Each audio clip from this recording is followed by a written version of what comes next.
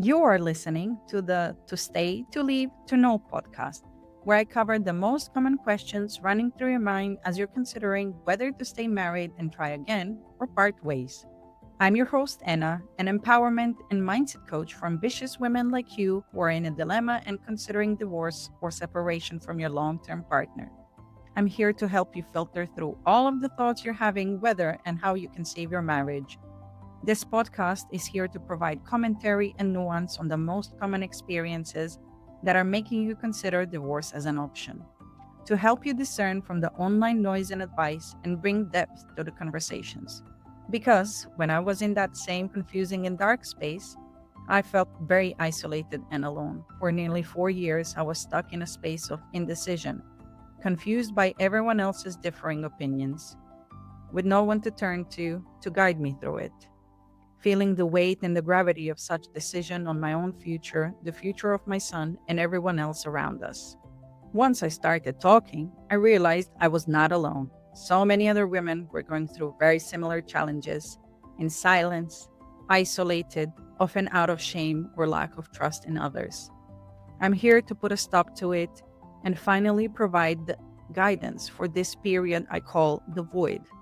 I'm here to bring clarity and be a guiding light as you're feeling torn between honoring what your heart desires and what the society expects you to do.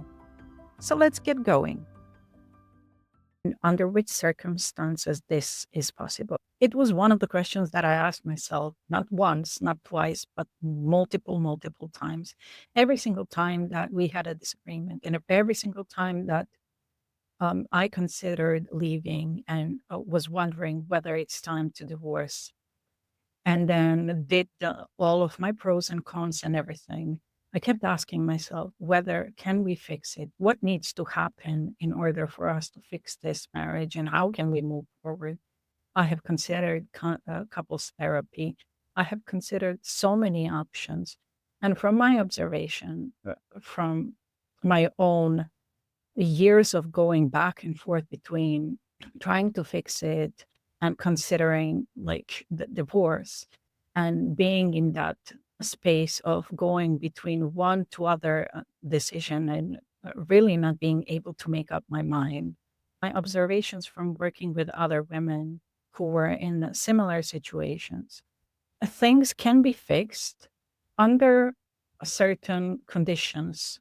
There have to be certain prerequisites in order for this to work. As I mentioned in a couple of other episodes, the answer to this question, whether it can be fixed or not, will depend on a couple of different aspects.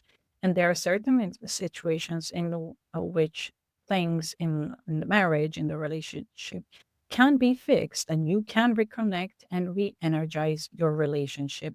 I am not someone who is going to advocate for divorce just for the sake of it because it might be the easier path out. However, I will share with you some of my observations of what makes these marriages move forward and how they can be fixed.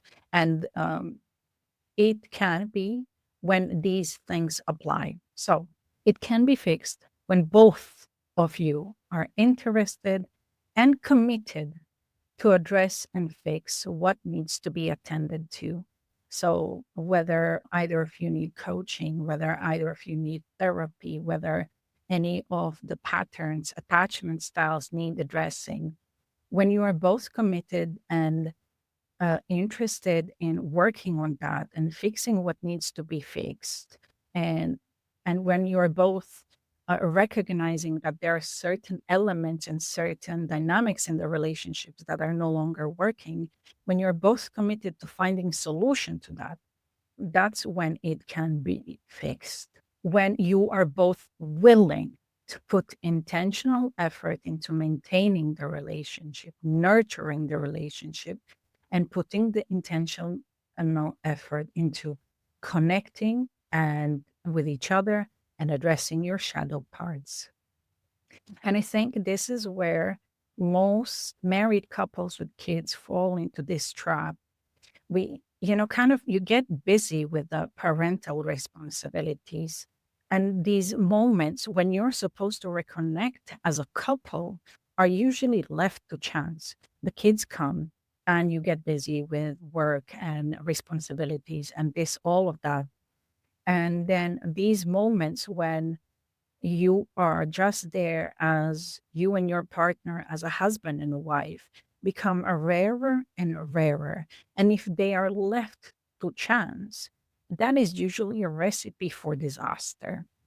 But what I have noticed is that couples that manage to make it work are the ones who have not let the parenthood take over their whole identities and who have assured that they, as a couple, still spend a solo time, regardless how little or how much they have it. They still intentionally make sure that they have those moments when they connect because marriage, for me, is like a delicate ecosystem that requires nurturing and intentional effort in order for it to thrive. But I'm going to reiterate it again. This can only happen if both parties, both sides are equally interested and equally willing to put the energy in order for that to happen. It cannot be fixed if there's only one side pulling and trying to fix that. And I do want to acknowledge in here that your life circumstances, your life responsibilities, or lack of family support can really contribute to that. That was one of the challenges that I experienced is that we did not have family around. It was just two of us. And those moments for us to reconnect were rare. And if it if it relies only on one person in initiating that, it cannot be sustained because you need both of you to kind of push in those moments when the other person is having a hard time. It cannot be just one person who is driving that intention and driving those proactive steps forward for reconnection. So with that being said, yes, I can acknowledge that your life circumstances and life responsibilities can contribute to that lack of time for you to be solo as a couple. But I do want to say that it is important to find even those smallest moments. I remember I was speaking to someone and they were saying how they were able to go for 3 days without the kids. And they were like, in those 3 days, they started finally flirting again with each other, um, reconnecting. Their energy shifted massively when they started doing that. And they actually reconnected and finally remembered those moments of why they fell in love with each other. But I do acknowledge that going away for 3 days without kids is another possibility, especially if you have young kids, especially if they're small, especially if they don't have family members. So, in those situations, I think it's really important to find even the smallest of moments. If you can't leave them for 3 days, especially when they're young, look intentionally. How can you create those moments of connection, even if it's on a smaller scale? What's the smallest way or the easiest way you can create those moments? Arrange a dinner date or cinema date every single month. And don't leave it to chance. Put it in a calendar like it's a meeting. Have a movie night at home. Cozy up once a week. Intentionally create that schedule and put it in the calendar. It's in those moments where you are actively pro actively it's in those moments when you're actively doing something is that when marriage can be saved. And it cannot be from one side or the other. It has to come from both. What are the other scenarios in which there the marriage can be fixed? Another thing is There has to be, the prerequisite is that there has to be love, respect, and deep trust for each other. And when you can rely on each other, those are important aspects. When there is enough connection points between two of you, enough things in common in terms of your values, in terms of your dreams, aspirations, perspectives, what I have noticed is that sometimes in these long-term marriages, for a decade or two, who you were at the beginning and who you are now, it is very different. Your identities have shifted. What was important for you then is a bit different than it is right now. So if you've not spent enough time together, and if there are no uh, not enough of those connection points between two of you, mutual connection points, where you both agree how things should look like in a relationship and how your dynamic should look like, and your values have changed. That is going to have a big, big impact whether you are able to fix it or not. It is important that there are enough touch points between two of you, enough uh, common ground, because that's what's going to make it a lot easier to make it work. Um, One of other prerequisites for this to be able to work is that when the trust hasn't been broken, or there are no major resentments that have been built up all between two of you over time. And when trust is broken and there's so much more resentment, it becomes very, very difficult to enjoy even the good moments in relationship. And one of the things that happened in mine is that over time, the resentment between two of us has built so much that we couldn't even have a proper conversation. And even if we went to therapy, even if we went to couples counseling, I don't think it would be able to overcome, because there is so much resentment, there's so much hurt that we were both feeling towards each other, that it was difficult to have any proactive conversation, because it would always go back to that feeling of resentment and frustration. So if there isn't that much frustration built up and the trust is there, it's much more likely to be able, and you'll be much more successful in being able to fix the marriage, and you know renegotiate and re-energize the marriage. Or let's say, I think it is also important to remember that when you both have similar expectations from the marriage, and your worldviews about your perspectives about marriage, and who should be the provider, and how the dynamics of your marriage haven't changed, that makes it a lot more easier and much easier to reinvigorate the marriage.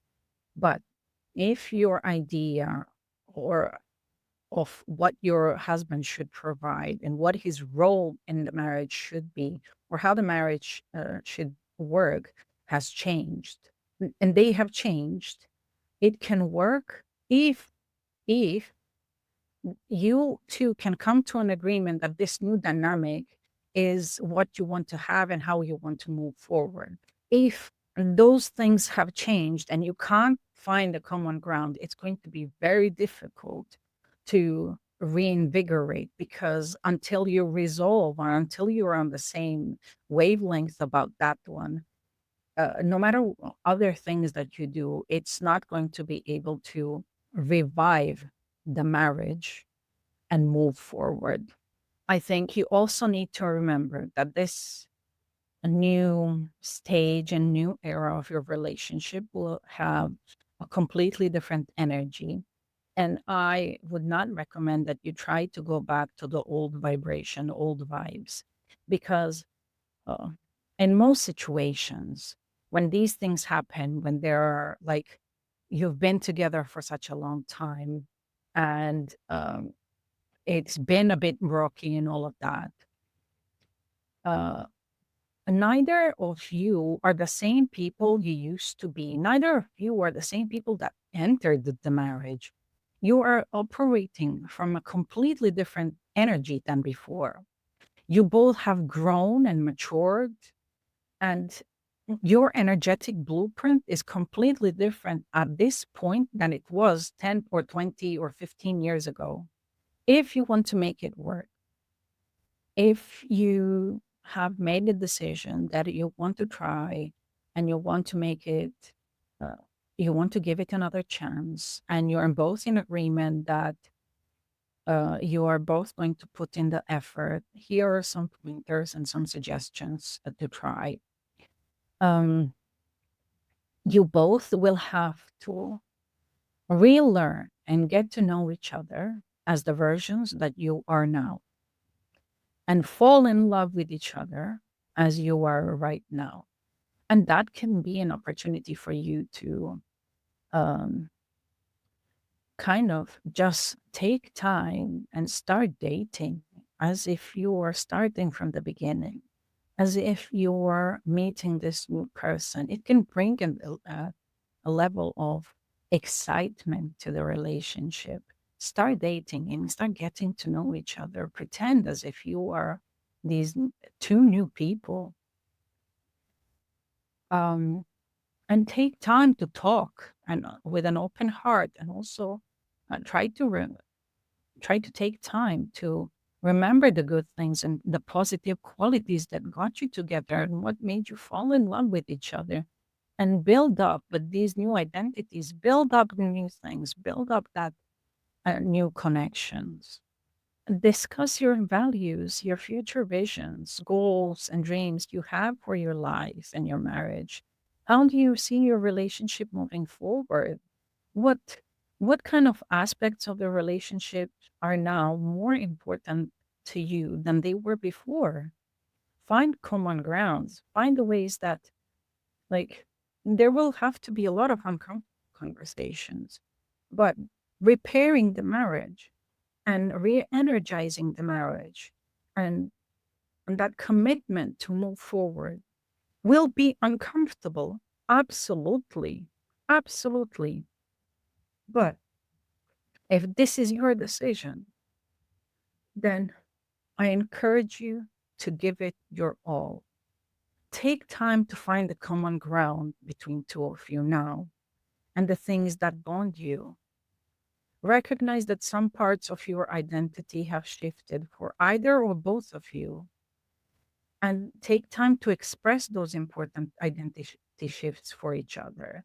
Discuss why are they important now. For me, it was the identity shift of, before, I didn't care so much about my career.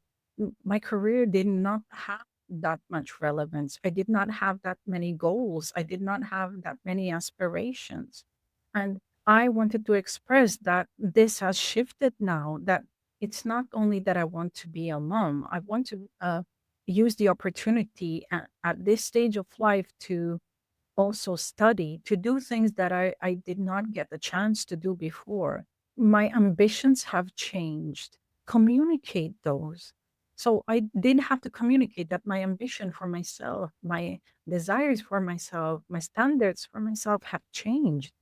And take time to express those to your partner so that they know what is now important for you. Because if you're not having those conversations, then it will create those rifts.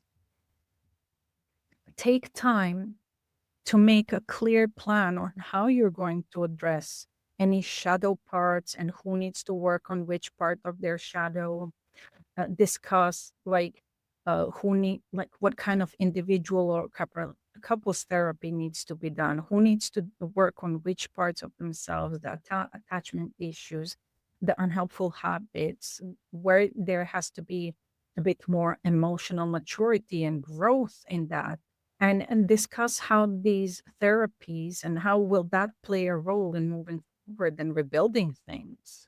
Make sure that you also determine the clear deadlines and boundaries for moving forward, and how you're going to deal with those situations when eventually either of you falls back into old habits. And it will happen because you've practiced those ways of interacting for such a long time. You've been in these potentially uh, dysfunctional dynamics for a very, very long time. It is going to take time to break out those habits on the way you communicate with each other. If you used to be petty or sarcastic, it will take time to break those patterns. So, discuss how are you going to remind yourself that, oh, I have to stay on path? How are you going to keep yourself accountable towards that? The resentment will come up and frustrations will surface.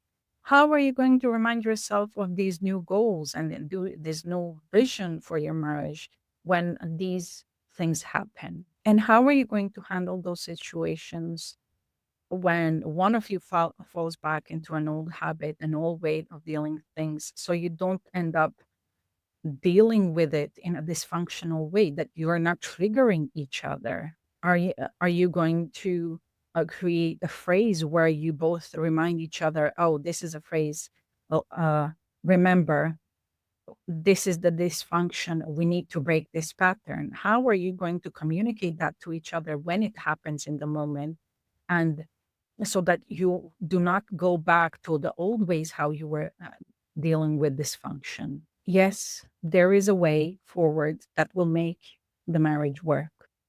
If this is your decision, if you want to give it one last chance, then give it your all.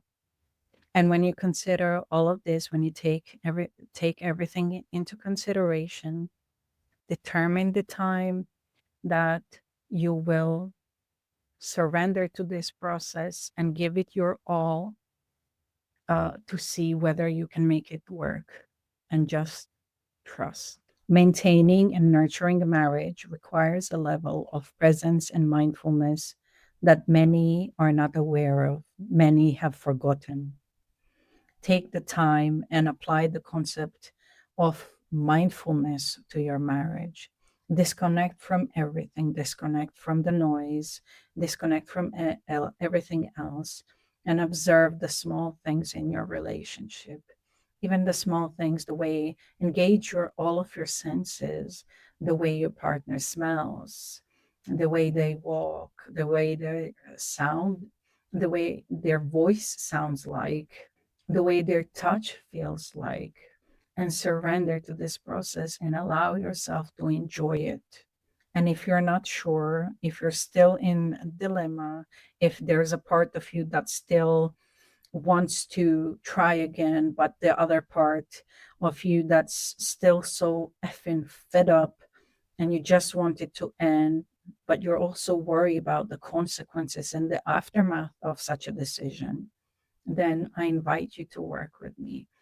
You can fill out the application form to see if we are a good fit to work together and in which capacity I can support you to make the decision and that is right for you at this stage of time, to make a decision that feels the best for you and what you want out of yourself, and to take decision, taking everything into consideration and applying nuance of the circumstances and the nuance of your relationship, and what matters to you into consideration.